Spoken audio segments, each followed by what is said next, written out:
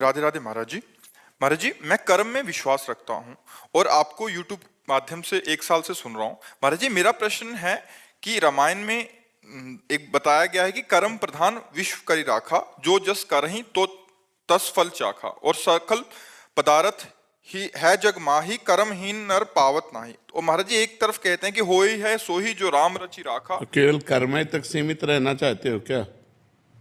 केवल कर्मय तक करना चाहते हो क्या? तो कर्म दो ही प्रकार के होते हैं, शुभ कर्म और अशुभ कर्म, और इनकी दोनों की गति बस नरक, स्वर्ग और मृत्यु लोक। तो दुर्गति से बचोगे क्या कर्म करके? सत्कर्म करना है, भगवत कर्म करना है, भगवान के अधीन होकर के कर्म करना है, श्री कृष्ण अनुकूलेन कर्म करना है, प्रतिकूल से विसर्जनम करना है, भजन करना है, परोपकार करना है, माता पिता की सेवा करनी है, पुत्र परिवार आदि का पालन करना है, और ये सब कर्म भगवान को अर्पित करके भगवत प्राप्ति करनी है। अगर भगवत प्राप्ति नहीं तो शुभ अशुभ कर्मों के पचड़े में तो पूरा संसार फंसा हुआ है। सब संसार कर्म कर रहा है, तुम ही थोड़ी कर्म कर रहे हो। बिना कर्म किए कोई एक क्षण भी नहीं रह सकता।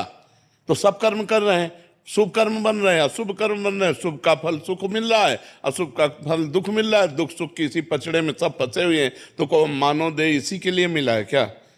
केवल कर्म करते हुए सुख और दुख का भोग करना, मानव देह का फल मिला है। सुख दुखे समय कृत्वा लाभा लाभो जया जयो। सुख दुख में समान भाव करते हुए, लाभ अलाभ में, जय पराजय में समान भाव करते हुए परमात्मा प्राप्ति करने के लिए, परमात्मा प्राप्ति करने के लिए शुभ अशुभ दोनों कर्मों का नाश करना होता है। शुभ अशुभ दुर्ग विध्वंस बल तब जयति जयति जग उच्चर। शुभ अशुभ दोनों कर्मों का जब नाश होगा तब भगवत प्राप्ति होगी। अब ये आता है, ये कला आती है दोनों कर्मों का नाश करने की। वो है हुई है सोई जो राम रचि राखा, को करी तर्क बढ़ावे साका। वही होता है जो भगवान ने रच रखा है। तो अब भगवान ने हमें मानव देह रच रखा है, भगवान के हम अंश हैं। अब हम भगवान का भजन करके शुभ अशुभ का नाश करके भगवत प्राप्ति करेंगे। कर्मों के क्या, कर्म तो सब जीव कर रहे हैं। कौन सा ऐसा जो कर्म विहीन हो? कुछ पाप कर्म हो रहे हैं, कुछ पुण्य कर्म हो रहे हैं, लेकिन कर्मों के ऊपर जो उठे तब तो बात बने। मनुष्य जीवन केवल कर्मों में ही फंसे रहने के लिए थोड़ी है। कर्म समर्पण करके कर्म योग करने के लिए है।